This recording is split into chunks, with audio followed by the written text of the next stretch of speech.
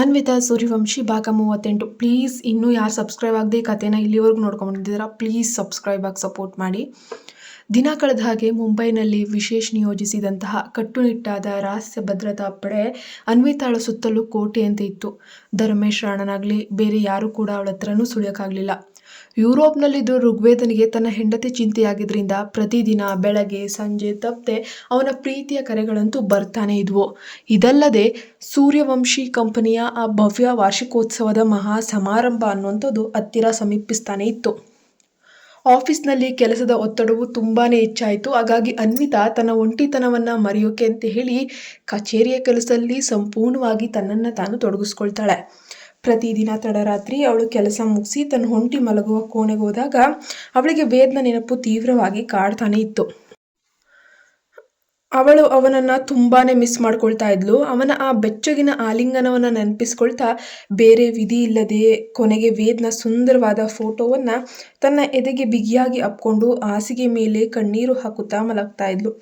ಇದೇ ಸಮಯದಲ್ಲಿ ಸೂರ್ಯವಂಶಿ ಭವನದಲ್ಲಿ ದೊಡ್ಡ ಮಟ್ಟದ ಒಂದು ನವೀಕರಣ ಮತ್ತು ಅಲಂಕಾರದ ಕೆಲಸ ಅನ್ನೋದು ಆರಂಭವಾಗಿ ಈಗಾಗಲೇ 15 ದಿನಗಳು ಕಳೆದಿದ್ವು. ವೇದ್ನ ತಾಯಿ ಚಿಕ್ಕಮ್ಮ ಇಡೀ ಭವನದ ನವೀಕರಣದ ಮುಖ್ಯ ಜವಾಬ್ದಾರಿಯನ್ನು ಸಂಪೂರ್ಣವಾಗಿ ಸೊಸೆ ಅನ್ವಿತಾಳ ಹೆಗಲಿಗೆನೆ ವಹಿಸ್ಬಿಟ್ರು. ಬಂಗಲೆಯ ಎಲ್ಲೆಡೆ ಅತ್ಯಂತ ಸುಂದರವಾಗಿ ಹೊಸ ವಿನ್ಯಾಸದ ನವೀಕರಣ ಮಾಡೋಕೆ ಅವರು ಅವಳಿಗೆ ಸಂಪೂರ್ಣ ಸ್ವಾತಂತ್ರ್ಯವನ್ನು ನೀಡಿದರು. ಹಾಗಾಗಿ ಈಗ ಅನ್ವಿತಾಗೆ ಕಚೇರಿಯ ದೊಡ್ಡ ಜವಾಬ್ದಾರಿಯ ಜೊತೆಗೆ ಈತ ಮನೆಯ ನವೀಕರಣದ ಮೇಲ್ವಿಚಾರಣೆ ಎತ್ತಲು ಸಂಪೂರ್ಣ ಗಮನ ಹರಿಸಬೇಕಾದ ಅನಿವಾರ್ಯತೆ ಬಂದೊದಗಿತ್ತು. ಒಂದು ದಿನ ತಡರಾತ್ರಿಯಲ್ಲಿ ಬಂಗಲೆಯ ಹೊರಗಿದ್ದ ವಿಶಾಲವಾದ ಹುಲ್ಲು ಹಾಸಿನ ಲಾನ್ ಮೇಲಿನ ತೂಗು ಮಂಚದ ಮೇಲೆ ಅವಳು ಒಂಟಿಯಾಗಿ ಕುಳಿತಿದ್ಲು. ಋಗ್ವೇದ ತನ್ನನ್ನು ಹಗಲಿ ಯುರೋಪಿಗೆ ಹೋಗಿ ಇವಾಗಲೇ ಬರ್ತಿ 20 ದಿನಗಳು ಕಳೆದೇ ಹೋದ್ವು. ಆದರೆ ಕಳೆದ 5 ದಿನಗಳಿಂದ ಅಲ್ಲಿನ ಯಾವುದೋ ಒಂದು ಬ್ಯುಸಿ ಶೆಡ್ಯೂಲ್ನಿಂದಾಗಿ ಅವನು ಕನಿಷ್ಠ ಪಕ್ಷ ಒಂದು ವಿಡಿಯೋ ಕರೆಯನ್ನು ಕೂಡ ಮಾಡೋಕ್ಕಾಗಿರಲಿಲ್ಲ. ಇನ್ನು ದೀರ್ಘವಾಗಿ ಮಾತನಾಡುವ ಫೋನ್ ಕರೆ ಮಾಡುವುದನ್ನು ಸಹ ಸಂಪೂರ್ಣವಾಗಿ ಬಿಟ್ಬಿಟ್ಟಿದ್ದನು. ಅವಳು ತೀವ್ರವಾದ ವಿರಹದ ನೋವಿನಿಂದ ಆ ತೂಗು ಮಂಚದ ಅಂಚಿಗೆ ಸುಸ್ತಾಗಿ ಹೊರಗೆ ಕುಳಿತುಕೊಂಡ್ಳು. ಅವನಿಂದ ಏನಾದರೂ ಒಂದು ಸಣ್ಣ ಮೆಸೇಜ್ ಬರಬಹುದೇ ಅಂತ ಆಶಯದಿಂದ ಕತ್ತಲಲ್ಲಿ ತನ್ನ ಫೋನನ್ನೇ ದಿಟ್ಟಿಸಿ ನೋಡ್ತಾ ಇದ್ಲು. ಅನ್ವಿತಾ ಎಂದು ಕತ್ತಲಲ್ಲಿ ಇಂದಿನಿಂದ ಅತ್ಯಂತ ಮೃದುವಾದ ಧ್ವನಿಯೊಂದು ಕೇಳಿಸ್ತು. ಯಾರದು?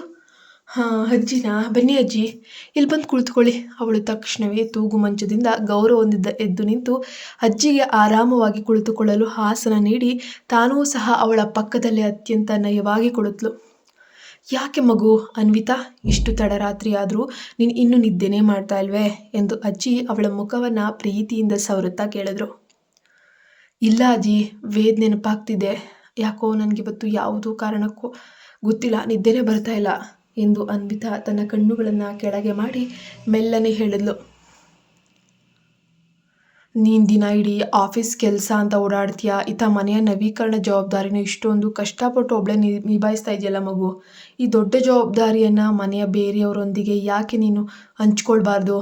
ಅದು ಕನಿಷ್ಠ ಪಕ್ಷ ನಿನ್ನ ಮೇಲಿರುವ ದೈಹಿಕ ಹೊರೆಯನ್ನಾದರೂ ಸ್ವಲ್ಪ ಮಟ್ಟಿಗಾದರೂ ಕಡಿಮೆ ಮಾಡ್ತದೆ ಅಲ್ವಾ? ಅಜ್ಜಿ ಕಳವಳದಿಂದ ಸಲಹೆಯನ್ನು ನೀಡಿದ್ರು. ಇಲ್ಲ ಅಜ್ಜಿ, ನನಗೆ ಈ ಎಲ್ಲ ಕೆಲಸಗಳನ್ನು ನನ್ನ ಜವಾಬ್ದಾರಿಯಿಂದಲೇ ಮಾಡಲು ತುಂಬಾ ಇಷ್ಟ. ಮತ್ತು ನಮ್ಮದೇ ಆದ ಸ್ವಂತ ಮನೆಯನ್ನು ನಮ್ಮದೇ ಸ್ವಂತ ಕೈಗಳಿಂದ ಅತ್ಯಂತ ಸುಂದರವಾಗಿ ಅಲಂಕರಿಸೋದ್ರಲ್ಲಿ ಸಿಗುವ ಸುಂದರವಾದ ಮಜವೇ ಬೇರೆ.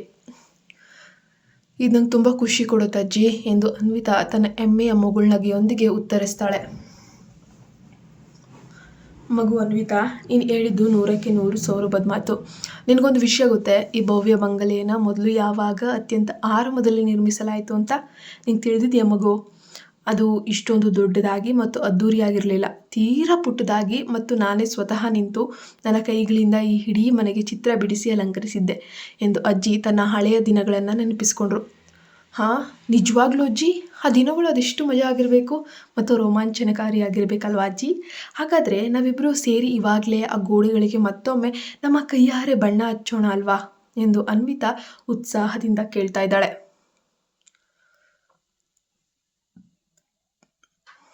ಅವಳ ಆ ಮುಗ್ಧ ಮತ್ತು ಕ್ಯೂಟ್ ಆದ ಮಾತನ್ನ ಕೇಳಿ ಅಜ್ಜಿ ಒಮ್ಮೆಲೆ ಜೋರಾಗಿ ನಗಕ್ಕೆ ಶುರು ಮಾಡ್ತಾರೆ. ಅಯ್ಯೋ ನನ್ನ ಮುದ್ದಿನ ಸೊಸೆಯೇ, ಇವಾಗ ನಾವು ಇಷ್ಟೊಂದು ದೊಡ್ಡದಾಗಿ ಬೆಳೆದಿರೋ ಈ ಮಹಾಮನೆಗೆ ಇಬ್ಬರು ಬಣ್ಣ ಬಳಿಯಕ್ಕೆ ಹೋದರೆ ಅದು ಕನಿಷ್ಠ ಪಕ್ಷ ಪೂರ್ತಿಯಾಗಲು ಇಡೀ ಒಂದು ತಿಂಗಳ ಕಾಲ ಸಮಯ ತೆಗೆದುಕೊಳ್ತದೆ ಮಗು. ಅಷ್ಟರಲ್ಲಿ ಯುರೋಪ್ನಿಂದ ವೇದ್ ವಾಪಸ್ ಬಂದುಬಿಟ್ರೆ ನಾವು ಅವನ ಇಷ್ಟೊಂದು ಸೂಕ್ಷ್ಮವಾದ ಮುದ್ದಾದ ಹೆಂಡತಿಯಿಂದ ಕಷ್ಟಪಟ್ಟು ಬಣ್ಣದ ಕೆಲಸ ಮಾಡಿಸಿ ಅವಳನ್ನು ಸುಸ್ತಾಗಿಸ್ತೀವಿ ಅಂತ ನಮ್ಮ ಮೇಲೆ ತೀವ್ರವಾಗಿ ಕೋಪ ಮಾಡ್ಕೊಳ್ತಾನಷ್ಟೆ. ಆಗ ನಮ್ಮ ಕತೆ ಅಷ್ಟೇ ಮುಗಿದು ಹೋಯಿತು ಅಂತ ಅರ್ಥ ಎಂದು ಅಜ್ಜಿ ತುಂಟತನದಿಂದ ವೇದ್ನ ಹೆಸರನ್ನು ಎಳೆದು ರೇಗಿಸಿದರು. ಅಯ್ಯೋ ಏನಾಯ್ತು ಇವಾಗ ಅದಕ್ಕೆ ಅಜ್ಜಿ ಎಂದು ವೇದ್ನ ಹೆಸರು ಕೇಳ್ತಿದ್ದಂತೆ ಅನ್ವಿತಾಳ ಬಿಳಿ ಕೆನ್ನೆಗಳು ಒಮ್ಮೆಲೆ ತೀವ್ರವಾದ ನಾಚಿಕೆಯಿಂದ ಪ್ರೀತಿಯಿಂದ ಗುಲಾಬಿ ಬಣ್ಣಕ್ಕೆ ತಿರುಗಿದ್ವು. ಅವಳು ಮುಖ ತಗ್ಗಿಸ್ಕೊಂಡ್ಲು. ಅನ್ವಿತಾ, ನಾನು ಈ ಮನೆಗೆ ಬಂದಾಗಿನಿಂದ ನಮಗೆ ಇಬ್ಬರಿಗೆ ಅಂತ ಹೇಳಿ ಶಾಂತಿಯಿಂದ ಕುಳಿತು ಮನಸ್ಸು ಬಿಚ್ಕೊಂಡು ಮಾತಾಡೋಕ್ಕೆ ಒಂದು ಸ್ವಲ್ಪನೂ ಸಮಯ ಸಿಗ್ತಾ ಇರಲಿಲ್ಲ ನೋಡು. ಅಲ್ವಾ ಮಗು? ನಿನ್ನ ಮನಸ್ಸಿನಿಂದ ನನ್ನ ಮೇಲೆ ಯಾವುದೇ ರೀತಿಯ ಕೋಪ ಅಥವಾ ಬೇಸರ ಇಲ್ವಲ್ಲ ಮಗು?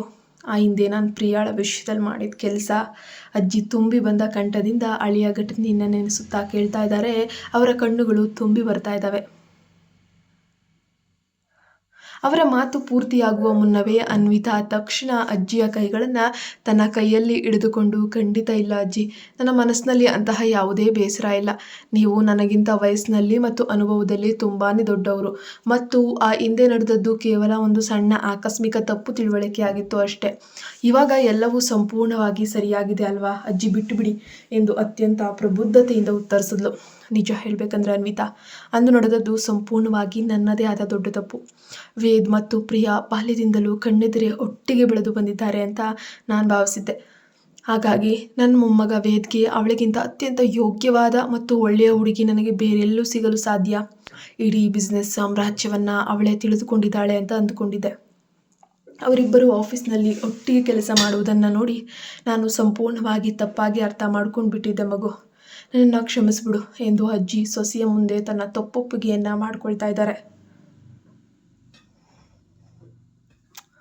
ಅದೆಲ್ಲ ಸಹಜವಾಗಿ ಆಗುವಂಥದ್ದೇ ಅಜ್ಜಿ. ಇವಾಗ ಅದೆಲ್ಲವೂ ಮುಗಿದು ಹೋದ ಇತಿಹಾಸ. ದಯವಿಟ್ಟು ನನಗೆ ಆ ವಿಷಯದ ಚರ್ಚೆ ಮತ್ತು ಇವಾಗ ಬೇಡ ಅಜ್ಜಿ. ನಾವಿಬ್ಬರು ಇವಾಗ ತುಂಬಾ ಖುಷಿಯಾಗಿದ್ದೇವೆ, ಅಷ್ಟೇ ಸಾಕು ಎಂದು ಅನ್ವಿತಾ ಅಜ್ಜಿಗೆ ಧೈರ್ಯವನ್ನು ತುಂಬಿದ್ಲು. ಹೌದು ಮಗು, ಇವಾಗ ನೀನು ನನ್ನ ಮೊಮ್ಮಗನ ಬದುಕಿಗೆ ಸೊಸೆಯಾಗಿ ಬಂದ ಮೇಲೆ ನನ್ನ ಇಡೀ ಜವಾಬ್ದಾರಿ ಮುಗಿದಿದೆ. ಇನ್ನು ಮುಂದೆ ನಾನು ಈ ಮನೆಯ ಹಿರಿಯ ಅಜ್ಜಿಯಾಗಿರುವುದರಿಂದ ಯಾವುದೇ ರೀತಿಯಿಂದ ಯಾವುದೇ ಚಿಂತೆ ಇಲ್ಲದೆ ನೆಮ್ಮದಿಯಾಗಿ ಕಣ್ಣು ಮುಚ್ಚಲು ಸಂಪೂರ್ಣವಾಗಿ ಮುಕ್ತನಾಗಿದ್ದೇನೆ ಮಗು. ನನಗಂತೂ ಇನ್ಯಾವುದೇ ಚಿಂತೆ ಇಲ್ಲ. ಇನ್ನು ನನ್ನ ಮುದ್ದಾದ ಮೊಮ್ಮಗ ವೇದ್ನನ್ನು ಇನ್ನು ಮುಂದೆ ನಿನ್ನ ಕೈಗಿತ್ತು ಸುರಕ್ಷಿತವಾಗಿ ಯಾರು ನೋಡ್ಕೊಳ್ಳೋಕ್ಕೂ ಸಾಧ್ಯ ಇಲ್ಲ ಎಂದು ಅಜ್ಜಿ ಅತ್ಯಂತ ತೃಪ್ತಿಯಿಂದ ಅನ್ವಿತಾಳ ತಲೆಯ ಮೇಲೆ ಕೈ ಇಟ್ಟು ಹರಿಸಿದ್ರು. ಆದರೆ ಅಜ್ಜಿಯ ಈ ನೆಮ್ಮದಿಯ ಮಾತುಗಳ ನಡುವೆಯೂ ಹೊರಗಿನ ಆ ಕಗ್ಗತ್ತಲೆಯಲ್ಲಿ ವೇಷ ಮರೆಸಿಕೊಂಡು ಮುಂಬೈಗೆ ನುಗ್ಗಿರುವಂತಹ ಆ ಕ್ರೂರ ಧರ್ಮೇಶ್ ರಾಣ ಸೂರ್ಯವಂಶಿ ಭವನದ ನವೀಕರಣದ ಕೆಲಸಗಾರರ ಸೋಗ್ನಲ್ಲಿ ಒಳಗೆ ಬರಲು ತನ್ನ ಕರಾಳ ಜಾಲವನ್ನು ಇವಾಗಲೇ ಸಿದ್ಧಪಡಿಸ್ತಾ ಇದ್ದಾನೆ. ಅಜ್ಜಿ, ದಯವಿಟ್ಟು ಹಾಗೆಲ್ಲ ಕಣ್ಮುಚ್ಚು ಮಾತುಗಳನ್ನ ಆಡಬೇಡಿ. ನಮ್ಮ ಇಡೀ ಕುಟುಂಬಕ್ಕೆ ಇವತ್ತಿಗೂ ಕೂಡ ನಿಮ್ಮ ಆಸರೆ ತುಂಬಾ ಬೇಕಜ್ಜಿ ಅಂತ ಅನ್ವಿತಾ ಭಾವುಕಳಾಗಿ ಅಜ್ಜಿಯ ಆ ಸುಕ್ಕುಗಟ್ಟಿದ ಕೈಗಳನ್ನು ತನ್ನ ಎರಡೂ ಕೈಗಳ ನಡುವೆ ಆಪ್ತವಾಗಿ ತೆಗೆದುಕೊಂಡು ಸಮಾಧಾನ ಪಡಿಸ್ತಾಳೆ. ನಿನ್ನ ಈ ವಯಸ್ಸಿನಲ್ಲಿ ನಾನು ಹೇಳ್ತಿರುವ ಮಾತಿನ ಆಳ ಮತ್ತು ವಯಸ್ಸಾಗುವ ನೋವು ಏನಂತ ನನಗಿವಾಗಲೇ ಸಂಪೂರ್ಣವಾಗಿ ಅರ್ಥವಾಗಲ್ಲ ಮಗು. ಅದೇನೇ ಇರಲಿ, ಇವಾಗ ತುಂಬಾ ತಡರಾತ್ರಿ ಆಗಿದೆ. ಮೊದಲು ಹೋಗಿ ನೆಮ್ಮದಿಯಿಂದ ನಿದ್ದೆ ಮಾಡು. ಇದಿದ್ರೆ ನೀನು ಮತ್ತೆ ನಾಳೆ ಬೆಳಗ್ಗೆ ಎದ್ದು ಇಡೀ ಮನೆ ತುಂಬ ಕಾಲಿಗೆ ಸ್ಪ್ಲಿಂಟ್ ಹಾಕ್ಕೊಂಡು ರೋಗಿ ತರಹ ಒಂದೇ ಸಮನೆ ಓಡಾಡುತ್ತಾ ಇಡೀ ಬಂಗಲೆಯನ್ನು ತಲೆಯ ಮೇಲೆ ಕಾಂಟ್ರಾಕ್ಟರ್ ಥರ ಹೊತ್ಕೊಳ್ತೀಯ ಅಂತ ಅಜ್ಜಿ ಪ್ರೀತಿಯಿಂದ ಅವಳನ್ನು ಮಲಗೋಕೆ ಬಲವಂತ ಮಾಡಿ ಕಳಿಸ್ಕೊಡ್ತಾರೆ.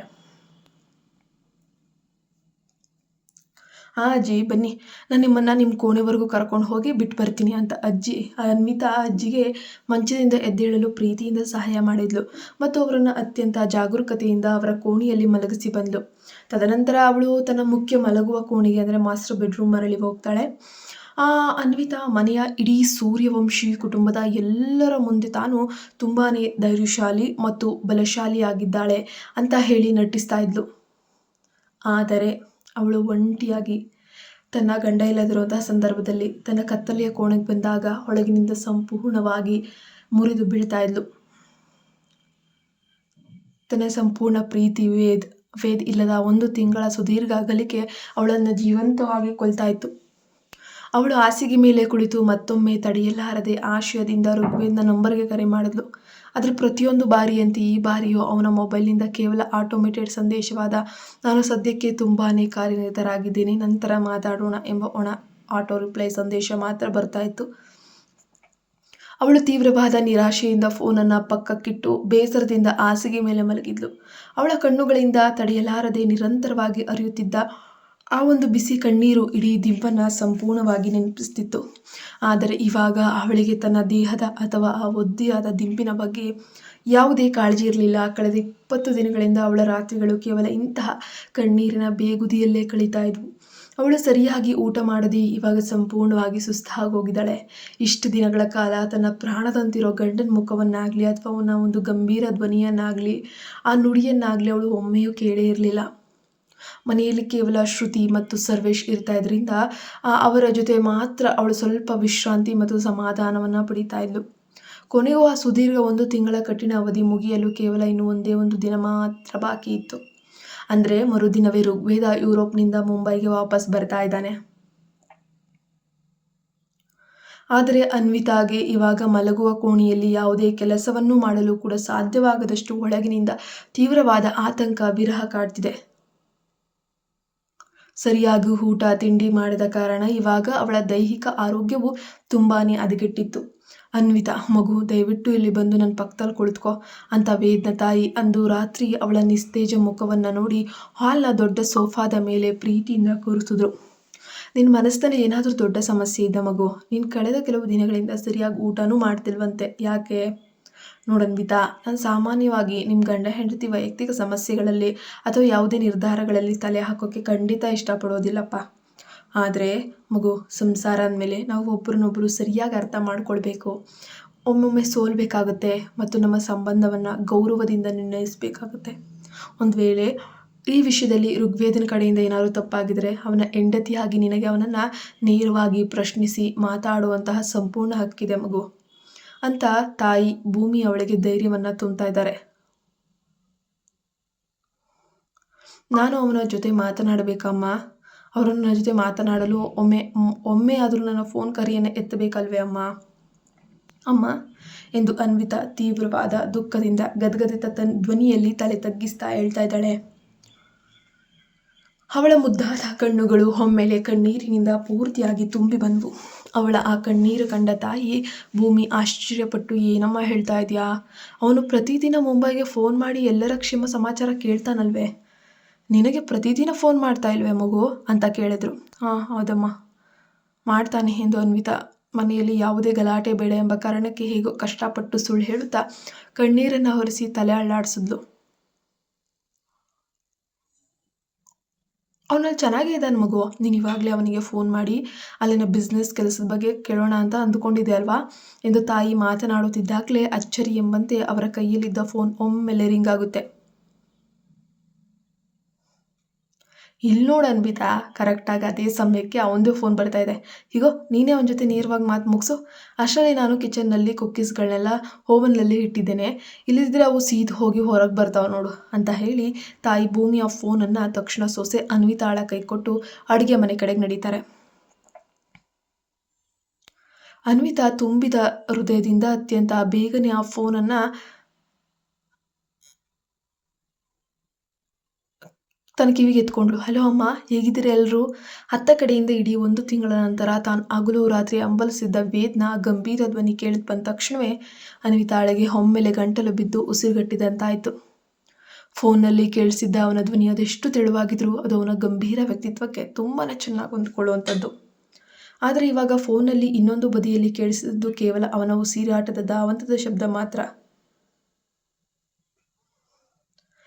"ವೇದ್" ಎಂದು ಅವಳ ಇಡೀ ಜೀವ ತುಂಬಿದ ಬೇಡಿಕೊಳ್ಳುವ ಧ್ವನಿ ಇಬ್ಬರ ಕಿವಿಗಳನ್ನು ತಲುಪಿತ್ತು. ಆದರೆ ಅತ್ತ ಕಡೆಯಿಂದ ವೇದ್ ಯಾವುದೇ ಉತ್ತರ ನೀಡದೆ ಕೇವಲ ಮೌನವಾಗಿದ್ದರಿಂದ ಅವಳು ಇನ್ನೂ ಆ ನೋವನ್ನು ತಡೆಯಲಾರದೆ ತಕ್ಷಣವೇ ಫೋನನ್ನು ಡಿಸ್ಕನೆಕ್ಟ್ ಮಾಡಿಬಿಡ್ತಾಳೆ.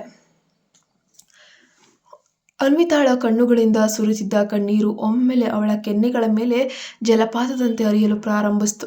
ತನ್ನ ಕೈಯಲ್ಲಿದ್ದ ಫೋನನ್ನು ಸೋಫಾದ ಮೇಲೆ ಎಸೆದು ಅವಳು ನೇರವಾಗಿ ಅಳುತ್ತಾ ತನ್ನ ಮಲಗುವ ಕೋಣೆ ಕಡೆಗೆ ಓಡಿ ಹೋಗ್ತಾಳೆ.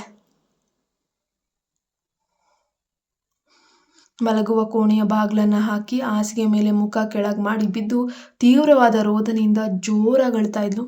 ಇದ್ದಕ್ಕಿದ್ದಂತೆ ವೇದ್ನ ವರ್ತನೆಯಲ್ಲಿ ಏನಾಯಿತು, ಅವನಿಗೇನು ಅನ್ನಿಸ್ತಾ ಇದೆ, ಈ ಒಂದು ಸಮಸ್ಯೆ ಆದರೂ ಏನಾಯಿತು ಅಂತಲೂ ಗೊತ್ತಾಗ್ತಾ ಇಲ್ಲ. ಅವಳ ಮುಗ್ಧ ಮನಸ್ಸಿಗೆ ಸ್ವಲ್ಪನೂ ಅರ್ಥ ಆಗ್ತಿಲ್ಲ. ತನ್ನ ಏರ್ಪೋರ್ಟ್ನಲ್ಲಿ ಅವನನ್ನು ಕಳಿಸ್ಕೊಡುವಾಗ ಎಲ್ಲವೂ ತುಂಬಾ ಪ್ರೀತಿಯಿಂದ ಸರಿಯಾಗಿತ್ತಲ್ವೇ? ಹಾಗಾದರೆ ಇವಾಗ ಯಾಕೆ ಅವನು ತನ್ನನ್ನು ಇಷ್ಟೊಂದು ಕ್ರೂರವಾಗಿ ನಿರ್ಲಕ್ಷಿಸ್ತಾನೆ? ಅವನು ಪ್ರತಿದಿನ ಅಮ್ಮನಿಗೆ ತಪ್ಪದೇ ಕರೆ ಮಾಡ್ತಾ ಇದ್ದ. ಹಾಗಾದರೆ ತನ್ನ ಸ್ವಂತ ಹೆಂಡತಿಯಾದ ನನಗೆ ಯಾಕೆ ಒಮ್ಮೆನೂ ಕರೆ ಮಾಡಬಾರ್ದು? ನಾನು ಅವನಿಗೆ ತಿಳಿಯದಂತೆ ಏನಾದರೂ ದೊಡ್ಡ ತಪ್ಪು ಮಾಡಿಬಿಟ್ನಾ? ಹೀಗೆ ಅವಳ ಎದರಿದ ತಲೆಯಲ್ಲಿ 10 ಗೊಂದಲದ ಪ್ರಶ್ನೆಗಳು ಒಮ್ಮೆಲೆ ಬರದಿಂದ ಧಾವಿಸಿ ಬರ್ತಾ ಇದ್ದಾವೆ. ಮರುದಿನ ಅವಳಿಗೆ ಇಷ್ಟೊಂದು ಮಾನಸಿಕ ಒತ್ತಡ ಮತ್ತು ಅತಿಯಾದ ಕಣ್ಣೀರಿನಿಂದಾಗಿ ತೀವ್ರವಾಗಿ ಜ್ವರ ಬಂದು ಹುಷಾರಿಲ್ದಂಗಾದ ಕಾರಣ ಮನೆಯಲ್ಲೇ ಇರಬೇಕಾಗುತ್ತೆ. ಆದ್ದರಿಂದ ಅವಳ ತಾಯಿ ಭೂಮಿ ಬಂದು ಅವಳನ್ನು ಯಾವುದೇ ಕಾರಣಕ್ಕೂ ಬಂಗಲೆಯಿಂದ ಹೊರಗೆ ಹೋಗಲು ಬಿಡಲೇ ಇಲ್ಲ. ಆದರೆ ಆ ಒಂಟಿ ಮಲಗುವ ಕೋಣೆಯಲ್ಲಿ ತಾನು ಎಷ್ಟು ಹೊತ್ತು ಅಂತ ಇರೋಕ್ಕಾಗತ್ತೆ? ಅವೈದು ಒಟ್ಟಿಗೆ ಕಳೆದ ಆ ಮಧುರವಾದ ರೋಮಾಂಚನಕಾರಿಯಾದ ಕ್ಷಣಗಳನ್ನು ನೆನಪಿಸ್ಕೊಳ್ತಾ ಅವಳು ತನ್ನ ಹೃದಯದ ಆಳದಲ್ಲಿ ದಿನವಿಡೀ ಅಳ್ತಾ ಕೊರಗ್ತಾ ತನ್ನ ಜೀವನವನ್ನು ಅನುಭವಿಸೋದನ್ನೇ ಬಿಟ್ಟುಬಿಟ್ಟಿದ್ಲು. ಇವಾಗ ಅವಳು ವೇದ್ ಬರುವ ಮುನ್ನವೇ ಆ ಇಡೀ ಕೋಣೆಯನ್ನು ಅವನಿಗೆ ಇಷ್ಟವಾಗುವಂತೆ ಅತ್ಯಂತ ಸುಂದರವಾಗಿ ರಿನೋವೇಟ್ ಅಂದರೆ ನವೀಕರಿಸಿದ್ಲು. ಆದರೆ ಕೆಲವು ವಿಷಯದಲ್ಲಿ ಪ್ರೀತಿ ಅಲಂಕಾರದ ಕೆಲಸಗಳು ಇನ್ನೂ ಹಾಗೆ ಬಾಕಿ ಉಳಿದಿದ್ವು. ಸಂಪೂರ್ಣವಾಗಿ ಅವನ ವೈಯಕ್ತಿಕ ಆದ್ಯತೆಗಳು ಮತ್ತು ಇಷ್ಟಗಳನ್ನು ಗಮನದಲ್ಲಿಟ್ಕೊಂಡು ಅವಳು ಇಡೀ ಕೋಣೆಯನ್ನು ಪ್ರತಿಯೊಂದು ಮೂಲೆಯನ್ನು ಸಿದ್ಧಪಡಿಸಿದ್ಲು. ಇವಾಗ ವೇದ್ ಯುರೋಪ್ನಿಂದ ಬಂದ ತಕ್ಷಣ ಆ ಕೋಣೆಯಲ್ಲಿ ನೋಡಿದಾಗ ಅವನ ಮುಖದಲ್ಲಿ ಮೂಡುವಂತಹ ಆಶ್ಚರ್ಯದ ಪ್ರತಿಕ್ರಿಯೆಯನ್ನು, ರಿಯಾಕ್ಷನನ್ನು ಕಣ್ಣಾರಿ ನೋಡಬೇಕು ಅಂತ ಅವಳು ಅತ್ಯಂತ ಕಾತರದಿಂದ ಬಯಸ್ತಾ ಇದ್ಲು.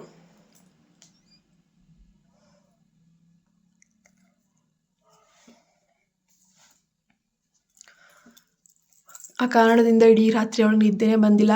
ಕೊನೆಗೆ ಬೆಳಗಿನ ಜಾವದ ತಡವಾಗಿ ತಾನಾಗಿ ಅವಳ ಕಣ್ಣುಗಳು ಆಯಾಸದಿಂದ ಮೆಲ್ಲನೆ ಮುಚ್ಚಿದವು. ಅತ್ತ ಮುಂಬೈ ಇಂಟರ್ನ್ಯಾಷನಲ್ ವಿಮಾನ ನಿಲ್ದಾಣದಲ್ಲಿ ಋಗ್ವೇದನ ಫ್ಲೈಟ್ ಲ್ಯಾಂಡ್ ಆಗಲು ಇನ್ನು ಕೆಲವೇ ಗಂಟೆಗಳು ಬಾಕಿ ಇದ್ವು. ಆದರೆ ಅದೇ ಸಮಯದಲ್ಲಿ ವೇಷ ಮರೆಸಿಕೊಂಡು ಸೂರ್ಯವಂಶಿ ಭವನದ ನವೀಕರಣದ ಕೆಲಸಗಾರರ ತಂಡದೊಳಗೆ ನುಗ್ಗಿದಂತಹ ಕ್ರೂರ ವಿಲನ್ ಧರ್ಮೇಶ್ ರಾಣಾ ಕೋಣೆಯಲ್ಲಿ ಒಂಟಿಯಾಗಿ ಮಲಗಿರುವಂತಹ ಅನ್ವಿತಾಳನ್ನು ಅಪಹರಿಸೋಕೆ ತನ್ನ ಕೈಯಲ್ಲಿ ಕರಾರುವಕ್ಕಾದ ಇಂಜೆಕ್ಷನ್ ಅನ್ನು ಹಿಡಿದು ತಡರಾತ್ರಿಯ ಕತ್ತಲೆಯಲ್ಲಿ ಅವಳ ಕೋಣೆಯ ಕಿಟಕಿ ಕಡೆಗೆ ಅತ್ಯಂತ ಕ್ರೂರವಾಗಿ ಜೇಡ್ತಾನೆ. ಅನ್ವಿತಾ ಜ್ವರದ ಆಯಾಸದಿಂದ ಕಣ್ಮುಚ್ಚಿ ಮಲಗಿದಾಗ ಇದ್ದಕ್ಕಿದ್ದಂತೆ ಆ ಕೋಣೆಯಲ್ಲಿ ಏನೋ ಒಂದು ಬದಲಾವಣೆ ಸಂಭವಿಸಿತು. ತಾನು ಹಗಲು ರಾತ್ರಿ ಹಂಬಲಿಸ್ತಿದ್ದ ತನ್ನ ಪ್ರಾಣದಂತಿದ್ದ ವೇದ್ನ ವಿಶೇಷವಾದ ರಾಯಲ್ ಸುಗಂಧ ದ್ರವ್ಯದ ಪರಿಮಳ ಮೆಲ್ಲನೆ ಅವಳ ಮೂಗಿಗೆ ಪ್ರವೇಶಿಸಿತು. ಆ ಅಪರಿಚಿತ ವಾಸನೆ ತಗಲುತ್ತಿದ್ದ ಹಾಗೆ ಅವಳ ಮುಚ್ಚಿದ ಕಣ್ಣು ರೆಪ್ಪೆಗಳು ಒಟ್ಟಿಗೆ ಒಂದರ ನಂತರ ಒಂದರಂತೆ ತಕ್ಷಣವೇ ತೆರೆದುಕೊಂಡವು. ಅವಳು ಕಣ್ಬಿಟ್ಟು ಎದುರಿಗೆ ನೋಡಿದಾಗ ಅವಳ ಇಡೀ ಜಗತ್ತಾಗಿದ್ದ ಋಗ್ವೇದ ತನ್ನದೇ ಎದುರು ಬಂದು ನಿಂತಿದ್ದ. ವೇದ್ ಎಂದು ಭಾವುಗಳಾಗಿ ಹಾಸಿಗೆಯಿಂದ ಎದ್ದು ಇಷ್ಟು ದಿನಗಳ ವಿರಹದ ನೋವನ್ನೆಲ್ಲ ಮರೆತು ಅವಳು ಅವನನ್ನು ಗಟ್ಟಿಯಾಗಿ ತಬ್ಬಿಕೊಳ್ಳಲು ಮುಂದೆ ಹೋಗ್ತಾಳೆ. ಆದರೆ ಅದೇ ಕ್ಷಣದಲ್ಲಿ ಅವಳ ಕಣ್ಣುಗಳು ಅವನ ತಲೆಯ ಮೇಲ್ಭಾಗದಲ್ಲಿ ಬಿದ್ದಾಗ ಒಮ್ಮೆಲೆ ಆಘಾತದಿಂದ ಅಲ್ಲೇ ಸ್ತಬ್ಧಳಾಗಿ ನಿಂತು ಬಿಟ್ಲು. ಅವನ ತಲೆಯ ಬಿಳಿಯಾದ ದೊಡ್ಡ ಬ್ಯಾಂಡೇಜ್ ಬಟ್ಟೆಯನ್ನು ಅವನ ಸುತ್ತಲೂ ಸವರಲಾಗಿತ್ತು. ವೇದ್, ಏನಾಯ್ತು ನಿನಗೆ? ತಲೆ ಹೇಗೆ ಗಾಯ ಆಯಿತು? ಇವಾಗ ನಿನಗೆ ಹೇಗೆ ಅನ್ನಿಸ್ತಾ ಇದೆ ವೇದ್ ಅಂತ ಅನ್ವಿತಾ ತೀವ್ರವಾದ ಆತಂಕದಿಂದ ಅವನ ಹತ್ತಿರ ಬಂದು ಗಾಬರಿಯಿಂದ ಕೇಳ್ತಾ ಇದ್ದಾಳೆ. ಕತೆ ಮುಂದುವರಿಯುತ್ತೆ. ನಮ್ಮ ಚಾನಲ್ಗೆ ಸಬ್ಸ್ಕ್ರೈಬ್ ಆಗಿಲ್ಲ ಅಂದರೆ ಈ ಕೂಡಲೇ ಸಬ್ಸ್ಕ್ರೈಬ್ ಆಗಿ.